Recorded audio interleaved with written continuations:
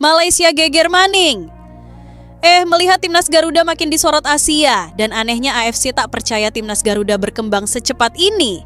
Kayaknya Malaysia dan AFC sehati ya. Bagaimana kisahnya? Yuk kita bahas. Babak baru timnas Indonesia resmi dimulai. Di tengah sorotan Asia dan keraguan AFC, calon pelatih John Herdman akhirnya buka suara dan sinyalnya jelas. Indonesia serius membangun kekuatan jangka panjang. Tak tanggung-tanggung, 22 pemain diaspora muda dikabarkan siap masuk radar talent pool timnas, memperluas kolam pemain yang selama ini jadi keunggulan strategis Garuda. Nama-nama besar mulai dari akademi elit Eropa hingga liga top dunia kini dikaitkan dengan Indonesia. Lebih panas lagi, dua nama yang lama dinanti, Pascal Struijk dan Jensen Sejdal disebut telah memberi respons positif. Jika terrealisasi, ini bukan sekadar tambahan pemain, tapi peringatan keras untuk Asia Tenggara yang masih sibuk dengan polemik naturalisasi. Sementara negara tetangga dilanda krisis tata kelola dan saling tuding, Indonesia justru melaju dengan arah jelas. Sistem, regenerasi, dan keberanian mengambil langkah besar. Di fase 2025 yang penuh gejolak, emosi naik turun seperti grafik detak jantung orang jatuh cinta, timnas Indonesia berdiri di persimpangan sejarah. Di satu sisi, luka masih basah, gagal ke Piala Dunia 2026. Di sisi lain, ada sesuatu yang jauh lebih berbahaya bagi lawan-lawan kita di Asia Tenggara dan Asia Timur. Harapan yang terorganisasi. Dan percayalah, bagi negara tetangga yang hidup dari narasi nostalgia dan klaim kejayaan masa lalu, harapan Indonesia itu menakutkan. Karena kali ini Indonesia tidak sekadar bermimpi, Indonesia sedang membangun. Bukan lagi mimpi liar ala kita hebat karena kita yakin, tapi mimpi yang ditopang data, koneksi global, peta diaspora, dan ini yang bikin banyak pihak panas dingin, kepercayaan pemain-pemain Eropa yang tidak punya kewajiban apapun untuk memilih Indonesia, tapi tetap datang. Ini bukan kebetulan, ini bukan hoki, ini bukan proyek musiman, ini hasil dari satu hal yang lama hilang di sepak bola kita. Arah. Mari kita bicara jujur, tanpa basa-basi. Naturalisasi di Indonesia bukan proyek darurat. Ini bukan reaksi panik, ini bukan tambal sulam karena kalah. Ini strategi bertahap yang dipikirkan dalam konteks ekosistem, bukan sekadar skor pertandingan. Berbeda dengan satu negara tetangga yang namanya tidak perlu saya sebut karena mereka sudah sibuk membela diri sendiri, yang naturalisasinya terlihat seperti siapa cepat dia dapat, yang penting paspor dulu, urusan sistem belakangan, asal bisa main minggu depan. Dan hasilnya, skandal, audit, keributan internal, federasi panik, publik bingung, media lokal sendiri tidak percaya. Panas dingin kata orang. Sementara Indonesia pelan, berisik dikit, dikritik terus, tapi jalannya lurus. Erick Thohir sudah menegaskan berkali-kali, ini bukan sprint, ini maraton. Bukan cuma timnas senior, tapi U23, U20, bahkan U17. Karena regenerasi bukan slogan, regenerasi itu matematika. Kalau kolam pemain kecil, probabilitas gagal besar. Kalau kolam pemain luas, kualitas naik dengan sendirinya. Dan disinilah Indonesia mulai membuat Asia gelisah. Nama-nama seperti Miliano Jonathans, Mauro Zylstra, Tim Guypens, Dion Marks, Adrian Wibowo, ini bukan sekadar daftar. Ini sinyal. Sinyal bahwa paspor Indonesia bukan lagi pilihan terakhir, tapi opsi serius. Dan yang bikin negara tetangga makin panas, ini belum semua. Pascal Struijk, Jensen Sejdal, dua nama ini saja sudah cukup membuat forum-forum luar negeri ramai. Kenapa mereka mau ke Indonesia? Indonesia punya apa? Ini serius? Jawabannya sederhana tapi menyakitkan. Indonesia punya masa depan. Pascal Struijk, bek tangguh yang tahu betul bahwa waktu di sepak bola tidak menunggu. Pilihan realistis kadang lebih bermakna daripada mimpi yang tak kunjung dipanggil. Membela Indonesia bukan langkah mundur, ini langkah relevan. Jensen Sejdal masih muda, masih punya opsi, tapi justru disitulah daya tarik Indonesia bekerja. Emosi. Diskusinya dengan Kevin Dix bukan sekadar obrolan teknis. Itu obrolan tentang atmosfer, tentang JBK, tentang supporter yang membuat pemain Eropa merinding bahkan sebelum kick-off. Dan percayalah, tidak ada PowerPoint di dunia yang bisa menjelaskan efek 70.000 orang menyanyikan Indonesia Raya. Lalu muncullah satu nama yang bikin AFC mulai pasang alis, John Herdman. Bagi yang masih meremehkan, saya sarankan buka CV sebelum nyinyir. Ini pelatih yang membawa Kanada Putri ke medali Olimpiade, membawa Kanada Putra ke Piala Dunia 2022. Mengelola transisi sistemik, bukan instan terbiasa dengan pemain diaspora, dual nationality, dan tekanan publik. Dan ya, soal drone, kita bahas jujur, kasus itu ada. Diselidiki, disangsi, selesai. Bukan pidana, bukan skandal abadi, tapi diangkat terus oleh mereka yang takut Indonesia makin serius. Lucunya, banyak federasi di Asia yang lebih parah kelakuannya, tapi pura-pura suci ketika Indonesia merekrut pelatih kelas dunia. AFC tidak percaya? Wajar, karena AFC terbiasa melihat Indonesia ribut sendiri. Sekarang tiba-tiba Indonesia rapi, terstruktur, dan punya koneksi global. Itu bikin bingung. Disinilah kontras paling telanjang terlihat. Indonesia, kolam pemain luas diaspora, tersebar di Eropa top agenda internasional padat reformasi Liga Pelan, tapi jalan supporter militan narasi masa depan jelas. Sementara Malaysia, kita sebut saja karena gajah di ruang tamu tak bisa disembunyikan. Naturalisasi berantakan. Sistem dipertanyakan, skandal administrasi Federasi Defensif Publik terbelah media sendiri ragu. Dan ironisnya, yang paling ribut soal naturalisasi Indonesia justru mereka yang sistemnya sedang bocor di mana-mana. Sindiran paling pedih bukan datang dari Indonesia, tapi dari realitas. Soal liga domestik, mari jujur tanpa baper. Tidak ada negara di dunia yang menembus Piala Dunia modern dengan mengandalkan mayoritas pemain lokal. Jepang saja 99% abroad dan masih jungkir balik di Piala Dunia. Jadi kalau ada yang bilang kita cukup pakai liga sendiri, maaf, itu bukan optimisme. Itu ilusi. Solusinya bukan menutup diri, tapi menjembatani. Liga dibenahi, diaspora dirangkul, pemain abroad diperbanyak. Pelan, konsisten, tidak panik, alon-alon asal kelakon. Kedepan, jadwal padat menanti, FIFA Series, ASEAN Cup, AFC Nations League, Piala Asia, kualifikasi Piala Dunia. Ini bukan beban, ini kesempatan exposure. Jika ego disingkirkan, jika kritik diterima, jika federasi, pelatih, pemain, dan supporter satu frekuensi. Top 100 FIFA? Bukan mimpi, itu target logis. Dan untuk mereka yang iri, resah, panas, dingin melihat Indonesia naik, tenang, ini baru awal. Gunung tinggi di depan memang ada, tapi Garuda tidak diciptakan untuk berjalan di tanah datar. Ketika dunia meremehkan kita, itulah waktu terbaik untuk menulis sejarah. Kita Garuda, dan kali ini kita tidak sedang bermimpi, kita sedang berangkat. Yang sering tidak disadari banyak orang atau pura-pura tidak mau sadar adalah satu fakta sederhana. Timnas Indonesia hari ini bukan lagi proyek emosional, tapi proyek geopolitik sepak bola. Ya, geopolitik. Karena ketika sebuah negara mulai serius mengelola diaspora, koneksi Eropa, dan branding sepak bola nasional, itu bukan sekadar soal bola. Itu soal posisi tawar. Dan di titik inilah Asia mulai melirik, sekaligus was-was. AFC, mau percaya atau tidak, sedang berada di fase mengamati dengan curiga. Indonesia terlalu cepat naik grafiknya, terlalu berisik supporternya, terlalu banyak pemain Eropa yang tiba-tiba mau pakai merah putih. Biasanya negara seperti Indonesia diminta sabar. Biasanya disuruh tahu diri. Biasanya dikasih panggung kecil. Masalahnya, Garuda sekarang tidak minta izin.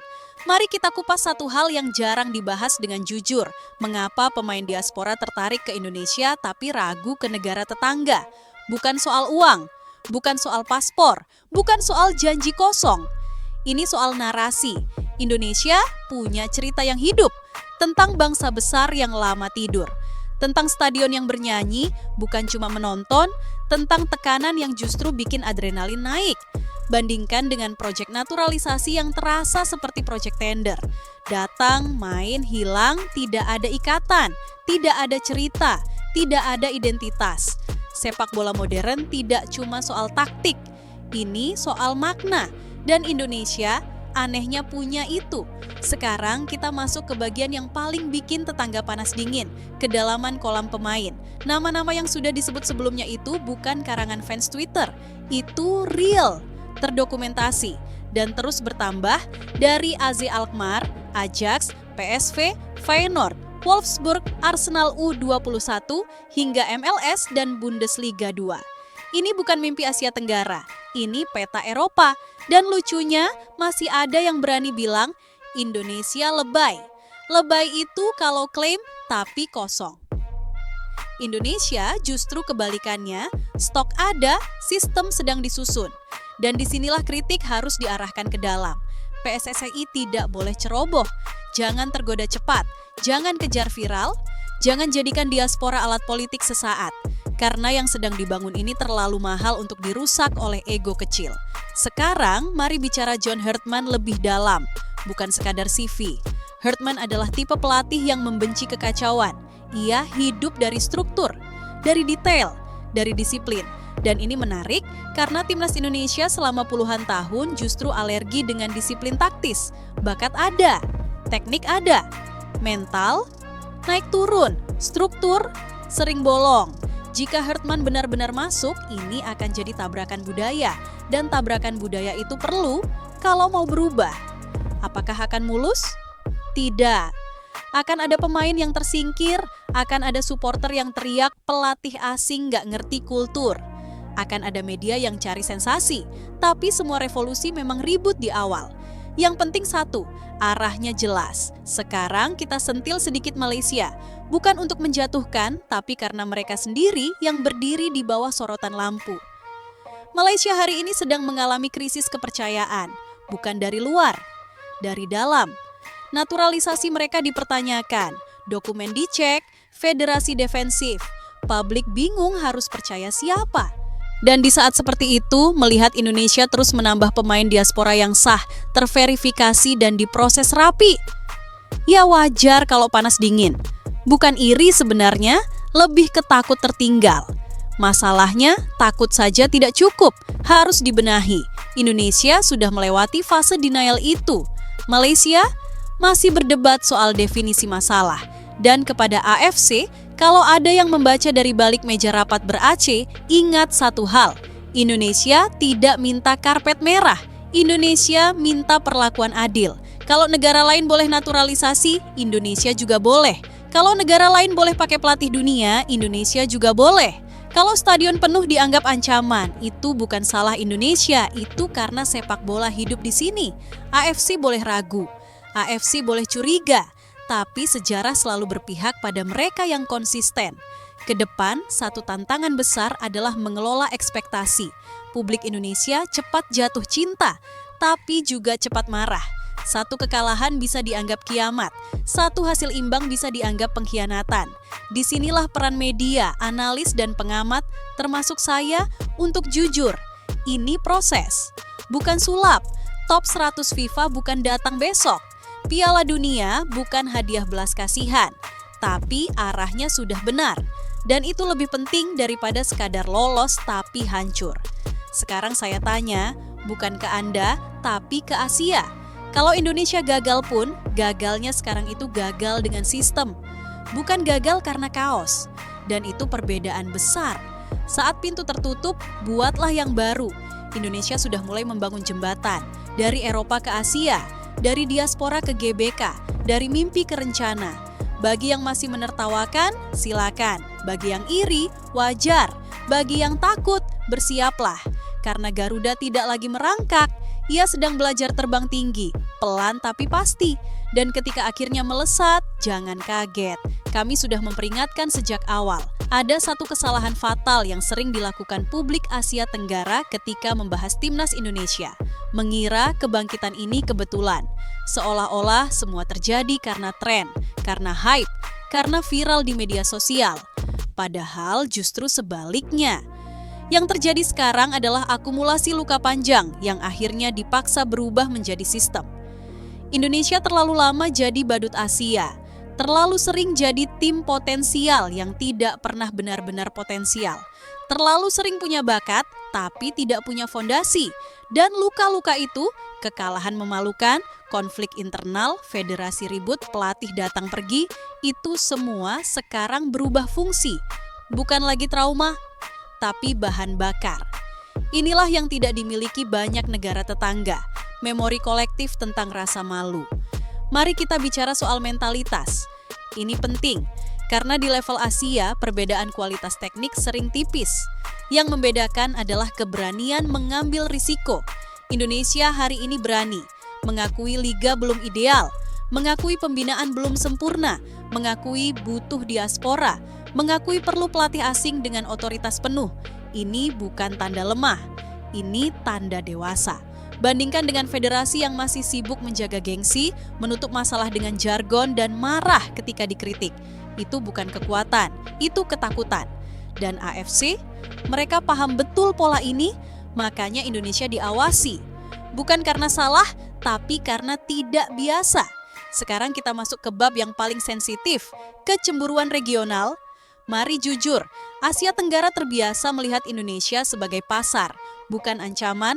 Penonton banyak, prestasi biasa, ribut di tribun, lemah di lapangan. Narasi itu nyaman, sampai tiba-tiba Indonesia mengalahkan tim-tim yang dulu dianggap di atas. Mengirim pemain ke Liga Eropa dipilih diaspora Eropa, bukan sebaliknya dilirik pelatih kelas dunia, narasi lama runtuh. Dan ketika narasi runtuh, yang muncul bukan analisis, tapi emosi. Mulailah muncul tuduhan instan, sindiran, naturalisasi komentar, nanti juga jatuh. Framing bahwa Indonesia dibantu, lucu ya. Kalau Indonesia kalah, dibilang lemah. Kalau menang, dibilang curang. Itu bukan kritik, itu kepanikan terselubung. Masuk ke soal naturalisasi, karena ini pusat dari semua kegaduhan. Naturalisasi Indonesia hari ini bukan beli pemain. Ini mengintegrasikan identitas. Pemain-pemain itu punya garis darah, hubungan keluarga, sejarah personal, keinginan, bukan paksaan. Dan yang paling penting, mereka datang ketika Indonesia belum apa-apa. Bukan ketika sudah juara Asia, bukan ketika sudah Piala Dunia, tapi ketika proyek masih di tengah jalan. Itu komitmen. Sedangkan proyek naturalisasi yang dibangun dengan logika instan, tanpa akar, tanpa emosi, akan selalu rapuh. Begitu kalah, bubar. Begitu disorot, goyah. Indonesia belajar dari kesalahan negara lain. Dan itu bikin negara lain tidak nyaman. Sekarang kita bicara soal publik Indonesia sendiri, karena kritik tanpa bercermin itu munafik. Ya, euforia kita sering berlebihan. Ya, kita kadang lupa proses. Ya, kita sering naik turun seperti roller coaster. Tapi satu hal yang tidak bisa dibantah, publik Indonesia mau belajar. Dulu, naturalisasi ditolak mentah-mentah. Sekarang diperdebatkan dengan data. Dulu, pelatih asing dianggap tidak ngerti kita. Sekarang CV dibedah. Itu kemajuan. Dan Hertman, jika jadi, akan menguji kedewasaan ini. Apakah publik siap melihat idola dicadangkan? Apakah siap melihat sistem di atas nama? Apakah siap kalah dengan cara yang benar? Karena membangun tim besar artinya siap kehilangan romantisme. Lalu muncul pertanyaan klasik. Kalau sudah sejauh ini, kenapa belum juara?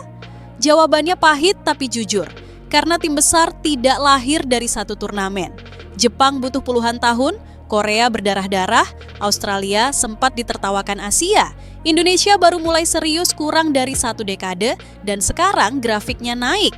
Bukan meledak tapi naik, itu jauh lebih berbahaya bagi lawan. AFC mungkin belum percaya, media Asia mungkin masih sinis, tetangga mungkin masih nyinyir, tapi sepak bola tidak pernah memihak opini.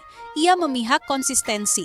Dan untuk pertama kalinya dalam waktu yang sangat lama, Indonesia punya peluang untuk konsisten. Bukan karena satu orang, bukan karena satu pemain, tapi karena arahnya sama. Jadi, untuk mereka yang masih berkata, Indonesia cuma rame di luar, silakan tunggu, proses ini tidak butuh validasi kalian. Dan untuk Malaysia, kalau mau jujur, ini bukan kompetisi siapa paling ribut. Ini soal siapa paling siap. Indonesia sedang menyiapkan diri. Yang lain masih sibuk menjelaskan masalah sendiri. Gunung tinggi di depan memang ada. Tapi Garuda tidak dibesarkan untuk takut ketinggian. Setiap langkah berat adalah mantra, setiap kritik adalah asupan, setiap keraguan adalah tanda bahwa kita bergerak. Ketika dunia meremehkan kita, itulah momen paling berbahaya, bukan bagi Indonesia, tapi bagi mereka yang terlalu lama meremehkan.